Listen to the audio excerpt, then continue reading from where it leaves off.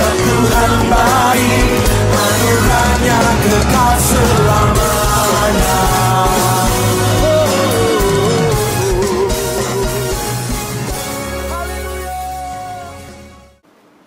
Shalom dan selamat pagi kepada semua saudara-saudari dimanapun Anda berada. Kita bersyukur karena pagi ini kita dapat bersama-sama di dalam renungan pagi kita. Mari kita berdoa terlebih dahulu. Bapa yang baik yang mengasihi kami, terima kasih Tuhan untuk hari yang baru, untuk anugerah Tuhan dalam kehidupan kami. Sebentar Tuhan, kami mau memuji Tuhan, kami mau merenungkan firman Tuhan. Persiapkan hati kami, supaya kami dapat siap untuk mendengar, kami dapat fokus. Dan biarlah apa yang kami renungkan bersama pada hari ini, dapat kami aplikasikan atau terapkan di dalam kehidupan kami sebagai pengikut Tuhan Yesus. Kami mengucap syukur di dalam nama Tuhan Yesus, Tuhan dan Juru Selamat kami sudah berdoa. Amin. Salam, selamat pagi. Mari kita angkat pujian kita dengan lagu Selamat Pagi Bapa.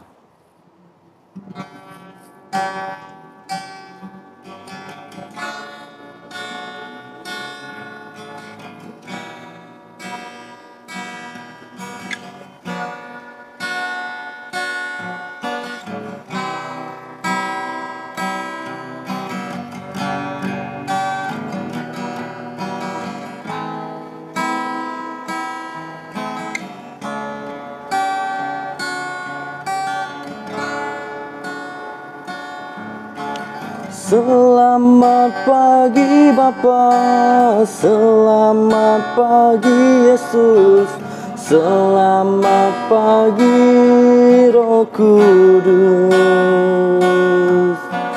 Terima kasih atas anugerah-Mu, semalam telah berlalu. Ku memuji, ku bersyukur, ku muliakan nama-Mu. Allah Bapa, Putra dan Roh Kudus, terima kasih.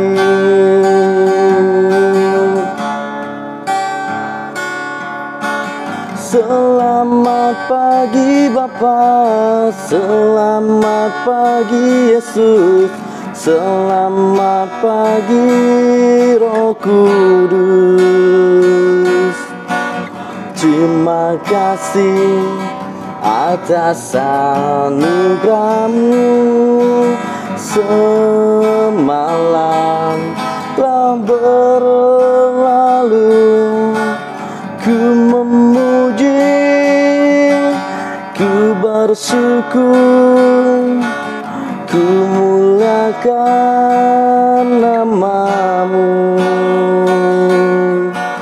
Allah Bapa, Putra dan Roh Kudus, terima kasih. Allah Bapa, Putra dan Roh Kudus, terima kasih.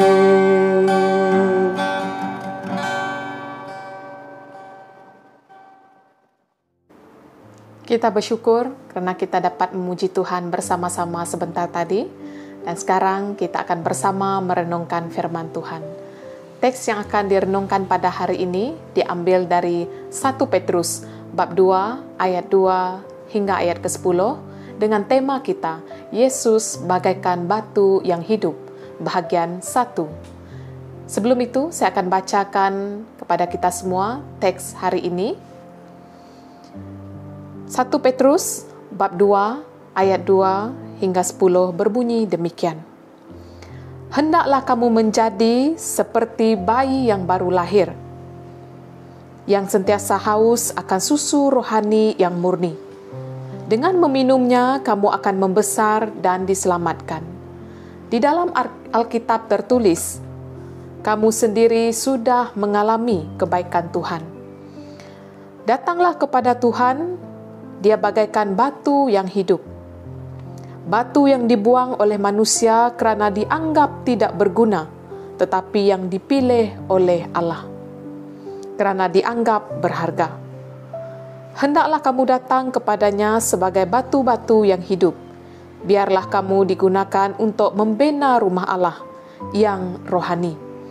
Dengan demikian, kamu menjadi imam yang hidup khas untuk Allah dan yang mempersembahkan korban rohani yang berkenan kepada Allah melalui Yesus Kristus. Hal itu demikian kerana di dalam Alkitab tertulis, Aku telah memilih suatu batu berharga yang aku tempatkan di Sion sebagai batu asas, dan sesiapa yang percaya kepadanya tidak akan dikecewakan. Ayat ke-7, batu ini sangat berharga bagi kamu yang percaya, tetapi bagi orang yang tidak percaya, batu yang dibuang oleh pembina bangunan telah menjadi batu yang paling utama. Di dalam Alkitab juga tertulis ayat ini. Inilah batu yang akan menyebabkan orang tersandung. Batu yang akan menyebabkan mereka jatuh. Mereka tersandung kerana mereka tidak percaya kepada firman itu. Demikianlah kehendak Allah bagi mereka. Tetapi kamu bangsa yang terpilih, imam-imam yang mengabdikan diri kepada Raja, bangsa yang suci, umat Allah sendiri. Allah sudah memanggil kamu keluar daripada kegelapan supaya masuk ke dalam cahayanya yang gemilang. Dahulu kamu bukan umat Allah, tetapi sekarang kamu umat Allah. Dahulu kamu tidak mengenal rahmat Allah, tetapi sekarang kamu sudah menerima rahmat-Nya. Demikianlah firman Tuhan. Saudara-saudari, surat 1 Petrus ini ditulis oleh Rasul Petrus sendiri dan ditujukan kepada orang-orang percaya yang tersebar di beberapa tempat, antaranya Pontus, Galatia, Kapadokia, Asia Kecil, dan Bitinia. Nah, kenapa Petrus menulis surat ini? Seperti kita biasa menulis surat, pasti ada penerima dan ada tujuan kita menulis surat. Jadi tujuan surat ini adalah untuk menggalakkan, untuk mendorong para pembacanya yang sedang mengalami penganiayaan dan penderitaan kerana percaya kepada Kristus. Seperti yang saya katakan awal-awal tadi, teks kita pada hari ini, tajuk dia ialah Yesus bagaikan batu yang hidup. Mari kita belajar terlebih dahulu tentang batu. Secara umum, batu adalah alat ataupun asas untuk membina bangunan. Selain itu, batu juga digunakan sebagai alat senjata. Mungkin kita berhadapan dengan anjing yang mungkin mau mengejar kita. Jadi biasanya kita akan guna batu untuk melempar dia supaya anjing itu tidak mengejar kita, tidak menggigit kita. Nah, ketiga, batu juga boleh menjadi beban timbangan. Sebagai contoh, kalau kita mau timbang sesuatu, mungkin kita letak batu supaya benda itu dapat diletakkan dengan baik dan dapat ditimbang dengan baik. Dan keempat, digunakan untuk menghidupkan api. Mungkin di hutan, dan mungkin ada saudara-saudari kita yang sedang melihat ini, mungkin ada yang ada pengalaman menghidupkan api menggunakan batu. Dan batu juga digunakan sebagai penutup gua. Masihkah kita ingat cerita tentang kubur Yesus, di mana pintu gua itu ditutup dengan batu? Dan batu juga merupakan tanda peringatan. Kalau kita baca dalam Perjanjian Lama tentang 10 perintah ataupun 10 hukum yang ditulis pada 2 loh batu. Jadi kita boleh lihat secara umum ada banyak kegunaan ataupun fungsi batu ini. Dan secara kiasan, batu melambangkan benda yang tidak hidup. Dan Yesus sendiri menganggap dirinya sebagai batu penjuru. Kita boleh lihat dalam Markus bab 12 ayat 10. Dan Yesus juga mengatakan dia batu karang. Kita lihat dalam 1 Korintus bab 10 ayat 4. Dan Yesus Kristus juga dipandang sebagai batu sandungan. Mengapa saudara-saudari? Bagi orang yang percaya, Yesus ialah batu yang kukuh. Manakala bagi orang yang tidak percaya, dialah batu sandungan. Nanti kita akan lihat. Jadi, dalam teks ini, dalam teks 1 Petrus ini, bab 2 ayat 2 hingga 10 ini, saya simpulkannya sebagai suatu panggilan. Jadi dalam teks ini, kita boleh lihat ada 9 panggilan untuk kita sebagai orang yang percaya. Hari ini kita akan melihat atau mendengar sebahagian atau beberapa panggilan, dan esok kita akan dengar lagi sambungan panggilan yang dikatakan dalam teks ini. Panggilan yang pertama, bangsa yang suci. Jadi bangsa yang suci ini adalah suatu panggilan bagi orang ataupun bagi bangsa yang sudah percaya. Kedua, dipanggil. Jadi bangsa atau orang percaya dipanggil untuk hidup suci. Dan ketiga, tentang memanggil. Siapa yang memanggil? Allah memanggil atau memerintah umatnya untuk hidup suci. Dan keempat, tentang terpanggil. Tidak semua orang yang terpanggil. Karena kalau kita lihat dalam firman Tuhan, ada golongan yang dikatakan orang benar, ada yang golongan yang dikatakan orang fasik. Jadi tidak semuanya terpanggil. Dan saudara-saudari, inilah panggilan yang pertama kita boleh lihat dari teks ini. Panggilan bangsa yang suci. Kita, orang percaya ataupun umat Tuhan ini disebut bangsa yang suci. Dan panggilan kedua yang kita boleh lihat dalam teks ini adalah panggilan haus secara rohani. Ataupun dengan arti kata yang lain, kehausan secara rohani. Dalam ayat 2 dan ayat ketiga kita boleh lihat Petrus menggunakan istilah duniawi dan istilah rohani. Dia katakan, hendaklah kamu seperti bayi yang baru lahir, sentiasa haus akan susu rohani yang murni. Jadi ada dua kata yang sangat menarik di sini, bayi yang baru lahir dan susu rohani. Jadi kita lihat Petrus dia gunakan istilah duniawi yaitu bayi yang baru lahir. Seperti yang kita tahu, bayi yang baru lahir ini sifatnya selalu lapar, selalu haus. Dan apa itu susu rohani? Susu rohani adalah asas-asas firman Tuhan atau asas kebenaran. Dan mengapa Petrus katakan sentiasa haus akan susu rohani? Karena orang pada masa itu mereka ini baru percaya atau menjadi orang yang baru percaya. Dan Petrus mengatakan dengan meminumnya. Jadi sebelum kita lihat lebih lanjut, mari kita lihat sedikit tentang cara meminum ataupun cara minum. Saya tahu kita semua pasti tahu bagaimana mau minum air kan. Jadi kalau kita haus, pasti kita berinisiatif untuk pergi cari air dan minum. Jadi ianya perlu tindakan ataupun inisiatif sendiri. Dan bagaimana kita minum? Kita minum mestilah kita masuk dalam mulut dulu, kemudian ke kerongkong, barulah ke badan kita. Dan kenapa saya guna ilustrasi minum ini? Artinya, dalam perjalanan kita sebagai orang percaya, tidak ada jalan pintas. Perlu proses untuk belajar tentang hal-hal rohani.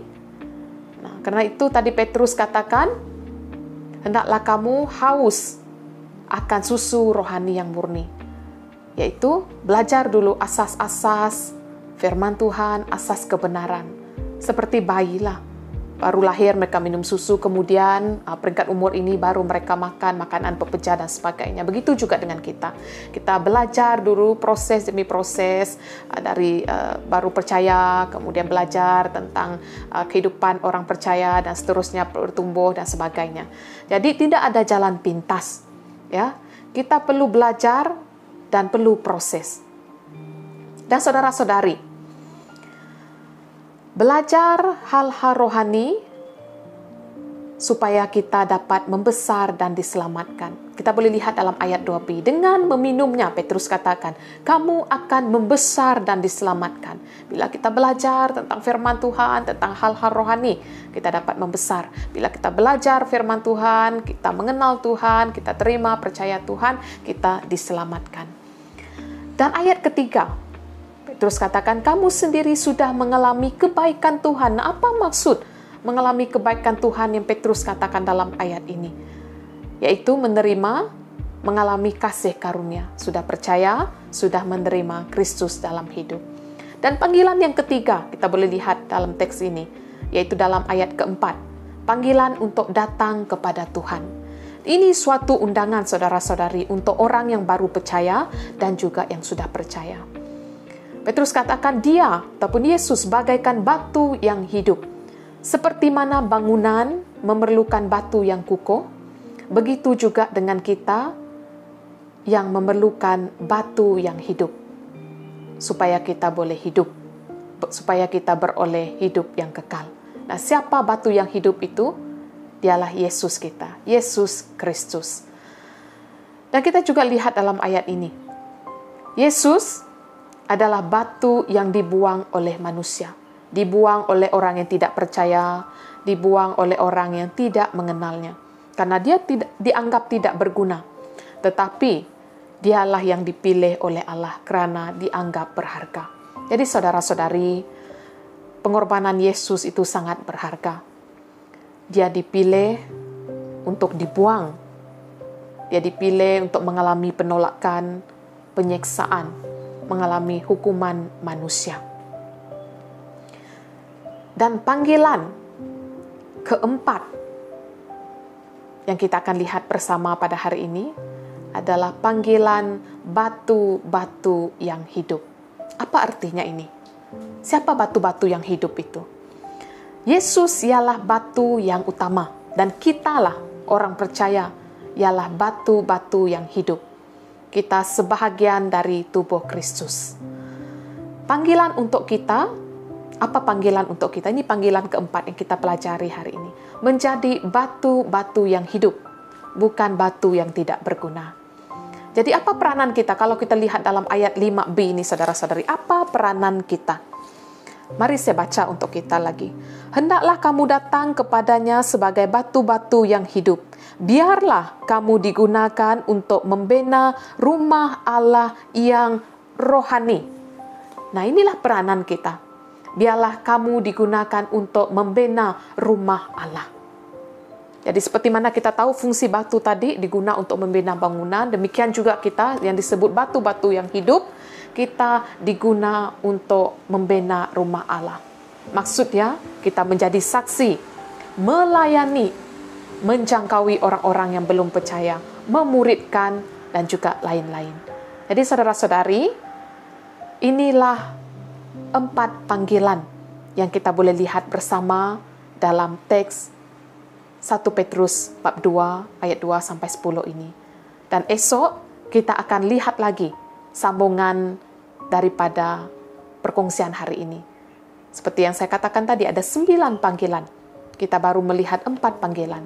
Esok kita akan sambung lagi dengan panggilan yang ke-5 sampai panggilan yang ke-9. Dan saya harap apa yang saya kongsikan dapat memberkati kita, dapat mendorong kita untuk menjadi bangsa yang suci sesuai dengan panggilan kita, untuk kita sentiasa haus secara rohani, haus akan firman Tuhan, haus untuk ada hubungan yang baik dengan Tuhan. Dan ketiga, panggilan untuk kita sentiasa mau datang kepada Tuhan melalui pujian kita, renungan pagi kita, ibadah kita, persekutuan kita. Dan yang keempat, panggilan supaya kita sentiasa mengingatkan diri kita bahwa kitalah batu-batu yang hidup. Peranan kita untuk membina rumah Allah. Mari kita berdoa. Bapa di sorga, terima kasih kerana mengutus Tuhan Yesus mati bagi kami, menebus kami, dan memberi kami harapan hidup yang kekal. Bantu kami Tuhan, supaya kami senantiasa mau hidup sesuai di hadapan Tuhan, menjaga identiti kami di dalam Tuhan, menjaga kekudusan hidup kami. Berilah kami kerinduan untuk selalu datang kepada Tuhan. Bantu kami Tuhan, supaya kami sentiasa menjadi pengikut Tuhan Yesus yang dapat dipakai oleh Tuhan untuk melayani, untuk memenangkan jiwa bagi Tuhan. Kami mengucap syukur di dalam nama Tuhan Yesus Kristus kami berdoa. Amin. Sekian saja renungan kita untuk hari ini. Selamat bersurai, Tuhan memberkati. Kita jumpa esok untuk renungan yang seterusnya.